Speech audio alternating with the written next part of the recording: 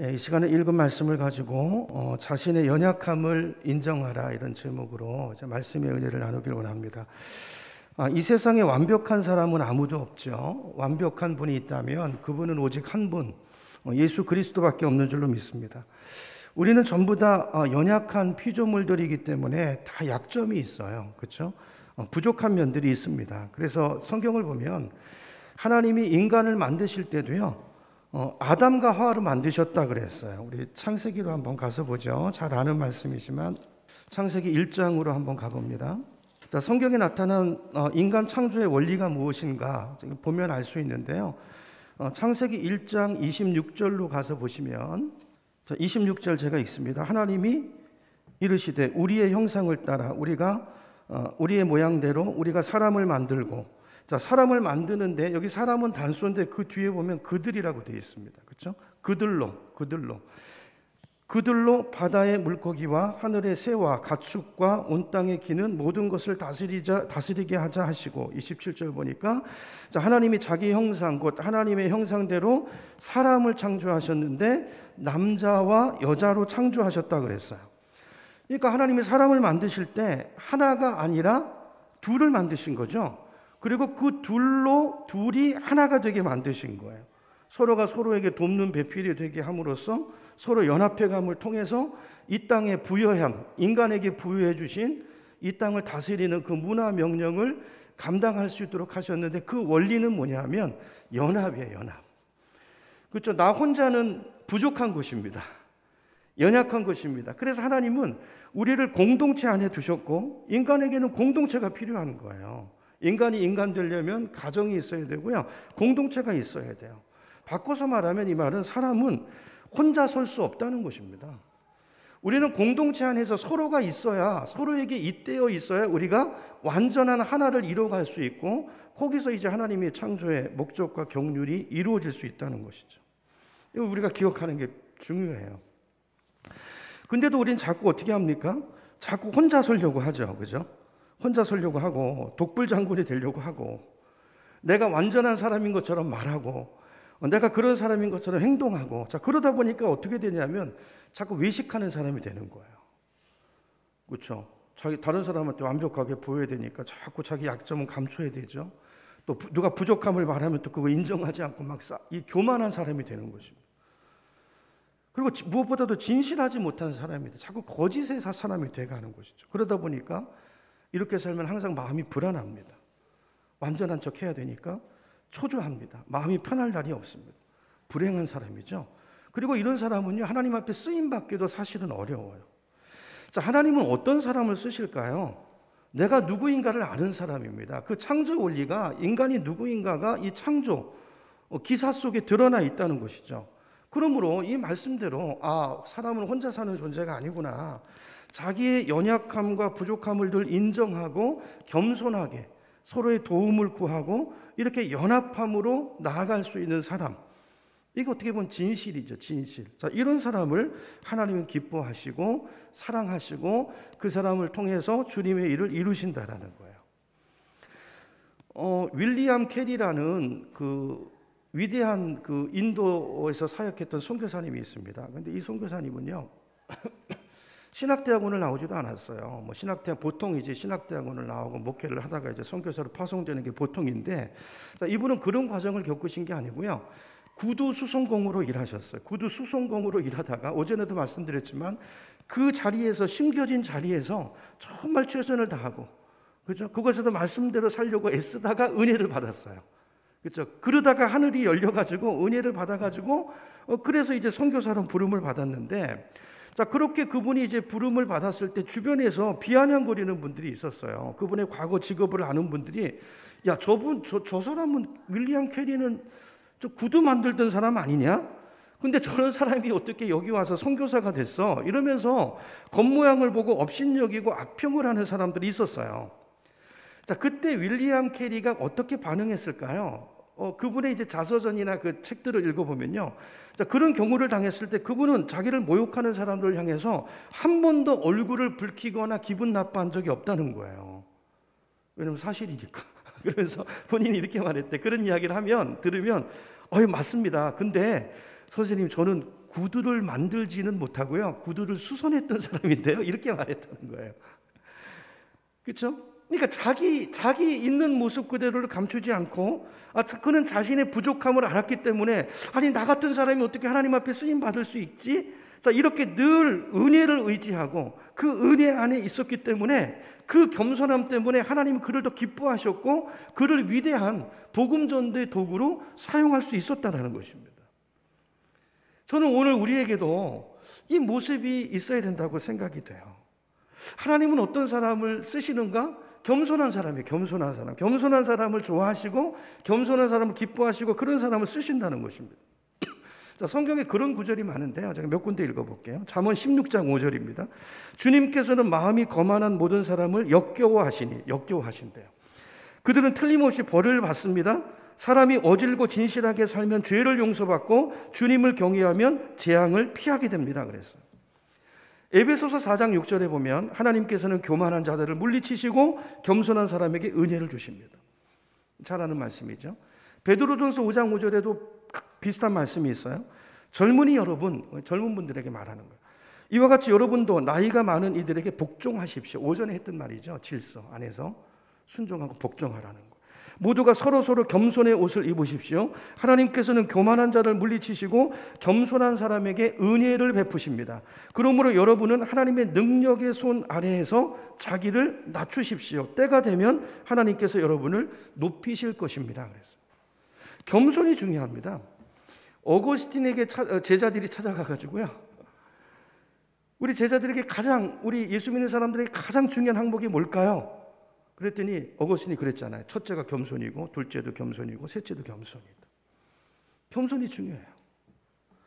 예수님 당신도 겸손하신 분이셨잖아요. 나는 마음이 온유하고 겸손하니 너희는 내게 와서 뭘 배우라는 거예요? 주님의 그 겸손을 배우라, 온유를 배우라는 거예요. 근데 우리는 어떻게 합니까? 마치 내가 완전한 사람인 것처럼 착각하고 그렇게 보이려고 그러고, 이거는 교만입니다. 교만이고 정직하지도 않은 것이고. 근데 보세요. 자, 이렇게 교만하게 행동하는 사람을 통해서는 열매가 있나 보세요. 열매가 없어요. 왜 그럴까요? 하나님이 그분과 함께하지 않기 때문에 그래요.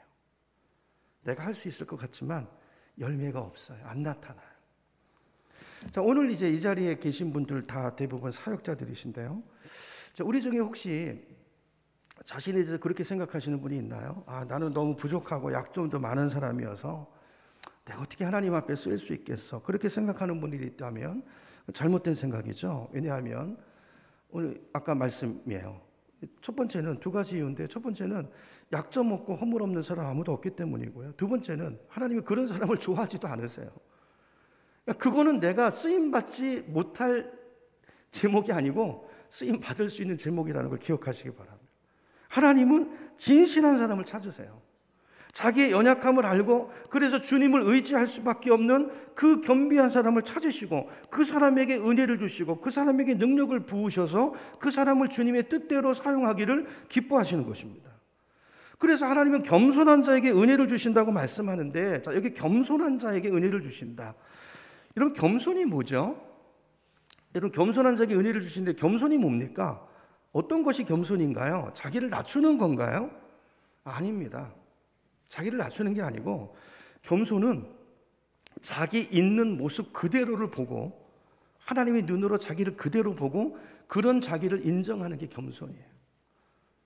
일부러 낮추는 게 아니고, 그렇죠? 그런 겸손하지 마시고 내가 얼마나 하나님 앞에 죄인인가, 하나님 앞에 얼마나 연약한가를 하나님 앞에서 깨닫고 그 모습을, 파산되어 있는 자신의 모습을 그대로 보고 인정하는 거예요. 그래서 고린도전서 1장 27절을 보면, 26절부터 보죠. 고린도전서 1장 26절을 보면, 형제들아 너희의 부르심을 보라 그랬어요. 사역자들, 우리 이제 부르심을 보라는 것입니다. 육체를 따라 지혜로운 자가 많지 않고 능한 자가 많지 않고 문벌 좋은 자가 많지 아니하도다 그랬어요. 진짜 보니까 그런 것 같아요, 진짜로. 그렇죠? 육체를 따라 지혜로운 자가 많지 않고 능한 자가, 여러분 세상에 가보세요. 얼마나 날고 뛰는 사람들이 많은가. 근데 하나님께서는 어떤 사람을 택하서 쓰시냐면요, 27절, 미련한 것들을 택하신대요. 그 밑에 보니까 약한 것들을 택하신대요. 28절에 가보니까 세상에 천한 것들. 예수님도 그랬잖아요. 그 모퉁이 돌, 사람들이 버린 돌. 이게 무슨 집 짓는 데 쓰이겠어. 예수를 그렇게 버렸어요, 사람들이. 그 돌을 가져다가 하나님께서 하나님 나라를 건설하는 하나님 나라의 가장 중요한 모퉁이 돌로 사용하셨다라는 거 아니에요? 그거예요. 28절도 천한 것들과 멸시받는 것들, 이런 것들을 택하셔서 있는 것들, 소위 똑똑하다고 하는 사람들을 부끄럽게 만드신다는 것입니다. 25절 보면 왜 이런 일이 일어나요? 하나님의 어리석음이 사람보다 지혜롭고 하나님의 약하심이 사람보다 강하기 때문이라는 거예요. 그러니까 능력은 우리에게 있는 것이 아니라 하나님께 있다는 것입니다. 자, 하나님이 이렇게 하시는 이유는 29절에 보니까 아무 육체도 하나님 앞에 자랑하지 못하게 하려 하심이라 그래서 이게 바울의 깨달음이었습니다. 여러분, 우리 인간의 보는 것과 관점과 하나님 보시는 건 다릅니다. 하나님께서는 자기를 지혜롭다고 생각하고 똑똑하다고 생각하고 또 모든 일에 자신만만한 사람을 잘 안 쓰세요. 왜 그럴까요? 그 사람은 교만하기 때문에. 어떤 일을 이뤄도 자기가 했다고 그러고, 그렇죠? 그 사람은 망할 사람입니다. 그리고 쓰실 수가 없죠. 그러므로 오늘 이 자리에 모여 계신 우리 사역자분들이 정말 하나님 앞에 내가 남은 인생 쓰임받기를 원하신다면 오늘 이 말씀을 기억해야 될 줄로 믿습니다. 두 가지를 기억하는 게 필요한 것 같아요. 첫째는 하나님이 어떤 분이신가. 하나님을 알아야 내가 하나님 앞에 오해하지 않잖아요. 하나님은 어떤 사람을 좋아하시고 어떤 사람을 사랑하시고 어떤 사람을 쓰시는가. 이걸 좀 잘 정확히 알 필요가 있고, 두 번째는 내가 누구인가를 똑바로 알아야 돼요. 여기서부터 시작되는 것입니다. 내가 얼마나 하나님 앞에 죄인인지, 얼마나 부족한 사람인지, 하나님의 은혜 없으면 내가 얼마나 아무것도 아닌 사람인지. 자, 그런 면에서 보면, 자, 그래서 하나님께서 사도 바울에게 가시를 주신 거예요. 가시. 왜냐하면 그에게는, 여러분, 바울이 얼마나 능력의 사도였습니까? 그런데 자기 몸 안에 들어있는 이 육체의 가시를 자기가 어찌할 수 없는 거예요. 그래서 바울이 교만해지려면 얼마든지 교만할 수 있는 사람인데 얼마나 많이 배웠습니까? 얼마나 많이 가졌습니까? 그런데 그 육체의 가시를 볼 때마다 바울은 뭘 깨달아요? 아, 내가 무력한 사람이구나. 내가 이런 사람들이 병을 고치고 능력을 고치는 것은 하나님의 은혜가 나를 통해 나아가는 것이지 이게 내가 아니고 나는 연약한 사람이구나. 털끝 하나 뭔가 바꿀 수 없는 부족한 죄인이구나. 바울은 그 육체의 가시 때문에 그가 하나님 앞에 교만하지 않고 겸손할 수 있었다라는 것입니다. 그래서 그게 은혜인 거예요. 그 사람한테 은혜인 거예요. 여러분, 오늘 우리에게도 그런 것들이 있으시죠? 그런 것들이 있으시죠. 하나님께서 나를 붙들고 계시는. 성경학자들은 바울에게 있었던 육체의 가시가 뭘까에 대해서 뭐 여러 가지로 설명을 하는데, 어떤 분은 그게 간질이었을 거라고 생각하는 분도 계세요. 여러분, 간질 아시죠? 좀 멀쩡하다가도 좀 피로하거나 그러면 막 바닥에서 떨고 뭐 거품 흘리고 그런 거. 제 친구 중에 그런 친구가 있었는데, 정말 이거 못 보겠더라고요. 그래서 그 사탄의 가시다라고까지 이야기하고 있지 않습니까? 또 다른 학자는 그게 아마 그 바울에게 있었을 어떤 눈병, 그 당시 의학으로 고칠 수 없는 안질 같은 것이었을 거다, 그렇게 말하는 분이 있어요. 뭐 그런 근거가 있죠. 실제로 로마서를 보면 바울이 눈이 너무 안 좋아가지고, 로마서는 바울이 인생의 말년에 쓴 책이잖아요. 그러니까 너무 눈병이 이게 심해가지고요, 이걸 뭐 보이지도 않고 그 글조차도 적을 수가 없는 상황인 거예요. 그래서 더디오라는 사람이 대신 대필해서 적어가지고 베베라는 여자 집사의 소리에 들려가지고 전달하지 않습니까? 뭘 말하는 것입니까? 동역이죠, 동역. 연합을 말하는 거예요. 그래서 이제 오늘 본문 8절에 가보시면, 다시 고린도후서 오늘 본문 8절로 가보시면 바울이 이렇게 말해요. 이게 너무 고통스러워가지고 사역하는데 너무 장애가 되니까, 하나님, 나 사역자인데 하나님 이거 고쳐주셔야 되지 않아요? 그래서 그거를 좀 고쳐달라고 하나님 앞에 3번이나 간절히 간구했다는 거예요. 그때 주님의 응답이 어떻게 왔습니까? 내게 이르시기를 내 은혜가 너에게 족하도다. 이는 내 능력이 약한 데서 온전하여짐이니라. 무슨 말입니까? 그거는 은혜야. 그것 때문에 내 능력이 나타나는 거야. 너 그거 빼면은, 그 얘기를 하시는 거죠. 그래서 바울이 주님의 그 말씀을 듣고 깨달았어요. 그렇구나. 이게 은혜의 통로구나. 이것 때문에 내가 겸손할 수 있고, 그래서 하나님이 나를 쓰시는 거구나. 그래서 오히려 그 육체 때문에 괴로워했던 것이 아니라 생각이 바뀌었어요. 본문에 보니까 크게 기뻐했다 그랬어요. 그리고 사람들 앞에 그걸 자랑했다는 것입니다. 하나님의 섭리를 깨달은 것이죠. 그리고 뭐라고 고백하냐 하면, 그러므로 내가 그리스도를 위하여 약한 것들과 능욕과 궁핍과 핍박과 곤란을 기뻐하노니 이는 내가 약할 그때가 곧 강함이기 때문이다. 놀라운 신앙 고백을 해요. 여러분, 오늘 저와 여러분에게도 바울의 이 믿음, 이 고백이 있기를 간절히 소망합니다. 바울에게 있었던 육체의 가시는 그의 삶에 고통만 가져다 주었던 것이 아니고 오히려 그 하나님의 은혜가 머물게 하는, 그에게 머물게 하는 능력의 원천이었고 은혜의 통로였다는 거예요. 그것 때문에 하나님 앞에 겸손했고, 그것 때문에 주님 앞에 더 구했고, 그것 때문에 자기를 자랑한 게 아니라 주님을 더 바라보았고, 주님 없으면 아무것도 아니라는, 하나님을 나의 주인으로 삼는 그런 변질되지 않는 신앙을 유지할 수 있었던 원인이 바로 육체 가시 때문이었다는 것입니다. 그 가시가, 우리 삶에도 가시가 있는데요, 하나님이 쓰임에서는 가시가 우리 삶에 어떤 유익을 가져다 주는가 간단하게 몇 가지로 생각해보고 기도하는 시간을 갖겠습니다. 가시는요, 그것 때문에 내 연약함을 알아요. 이게 내 힘으로 안 되는구나. 그 한계 앞에서 하나님을 의지하는 사람으로 엎드리게 만듭니다. 그렇죠? 두 번째는 교만하지 않게 만들죠. 그것 때문에 교만할 수가 없어요. 세 번째는 그것 때문에 기도하는 사람이 되는, 하나님보다 앞서지 않고 자기 힘으로는 실패할 수밖에 없다는 걸 알기 때문에 연약한 사람은 늘 주님이 앞서 주시기를 구하고 자신의 무력함을 알기 때문에, 그렇죠? 하나님의 그 능력이 임할 때까지 주님 앞에 엎드려 있을 수밖에 없어요. 왜요? 주님의 능력이 없으면 내가 이 일을 감당할 수 없기 때문에. 네 번째로, 그런 가시가 있으면요, 다른 사람과 연합하는 사람이 되어져 갑니다. 아까 말씀드렸잖아요. 바울이 로마서를 기록할 때 눈이 흐려가지고 다른 사람을 의지해야 되고, 그 사람의 소중함을 깨닫게 되고, 그렇구나, 우리 공동체 안에 이렇게 다 소중한 사람들이구나, 그렇죠? 이렇게 마음이 낮아지니까 서로 소중하게 여기고 존중하게 여기고 또 서로 돕고 의지하고 서로가 없어서는 안 되는 너무나 중요한 필요한 존재가 되기 때문에 늘 그렇게 연합되는 공동체가 될 수 있는 거예요. 그러므로 여러분, 우리에게 약점이 있고 부족함이 있는 것이 결코 그것 때문에 불행해지는 거 아니라는 거예요. 그것 때문에 더 사랑받을 수 있고 더 가까이 다가가기 쉬운 사람이 있고 복의 통로가 될 수 있고 능력의 통로가 될 수 있다는 것입니다. 마지막 다섯 번째로요, 약점을 극복한 사람이요, 다른 약점을 가진 다른 사람들을 가장 효과적으로 잘 도울 수 있어요. 여러분, 그런 것입니다. 여러분, 어떤 약점이 있으신가요? 그 약점이 은혜의 통로입니다.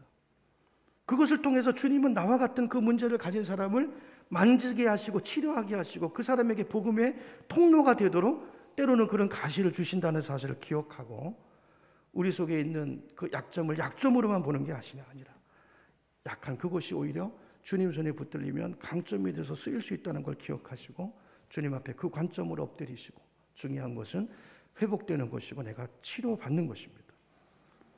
여러분, 실제로 하나님 앞에 쓰임받은 모든 영적인 거인들은요, 다 약한 사람이었습니다. 다 그 한계 앞에서, 그렇죠? 하나님 앞에 부르짖을 수밖에 없고, 그래서 하나님의 강하심을 경험했던 사람들이에요. 절대 예외가 없습니다. 자, 무엇을 말하는 것입니까? 하나님은 절대로 강한 자, 완전한 자를 들어 쓰시는 것이 아니라 연약한 자, 겸손한 자를 쓰신다는 거예요. 그리고 어떤 사람을 쓰시기 위해서는 일부러라도 그 사람을 낮추신다는 것입니다. 일부러 낮추셔가지고 겸손하게 만들고, 그리고 그 그릇에다가 은혜를 부으셔서 쓰신다는 것을 오늘 이 말씀을 통해서 저와 여러분이 기억하시고, 우리도 완벽을 추구하는 사람이기보다는 하나님 앞에 정직한 사람이 되기를 힘쓰시고, 그렇죠? 그리고 내 자신이 누구인가를 바로 알고 말씀 앞에서, 이 말씀의 이 거울 앞에서 내 내면을 들여다보고 회개하고 그 앞에 무릎 꿇고, 그래서 주님의 은혜로 치유받고, 그죠? 그래서 복의 통로가 되고 능력의 통로가 돼서 사도 바울처럼 남은 인생 그렇게 쓰임받는 그런 모든 사역자분들이 다 되시기를 예수님의 이름으로 축원합니다.